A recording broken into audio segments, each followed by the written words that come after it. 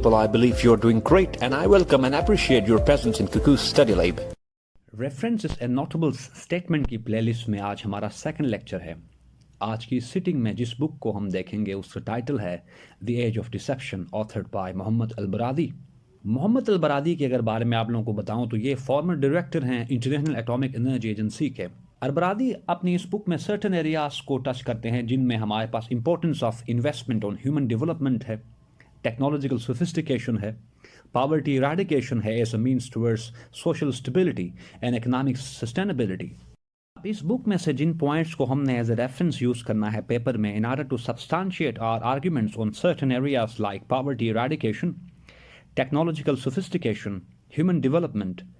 linking with social and political stability, उन points को हम वन बाय वन देखेंगे ताकि आप लोगों को समझ आ जाएगी कि कैसे इस बुक को हमने डिप्लॉय करना है in our paper in order to substantiate or to add more worth to our arguments and stance। First point,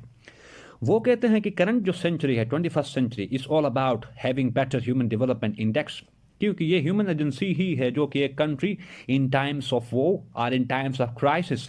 इस एजेंसी को और इस फोर्स को यूटिलाइज कर सकती है एज लेटेंट पावर, जिसको बास पॉलिटिकल साइंटिस्ट कहते हैं human agency is a fungible power. तो इसी बात को इन व्यू रख के अलबरादी अपनी इस बुक में लिखते हैं कि स्टेट्स को इस सेंचुरी में चाहिए कि वो अपने ह्यूमन एजेंसी पर या डेमोग्राफी पर काम करें ताकि उनका जो पोटेंशियल है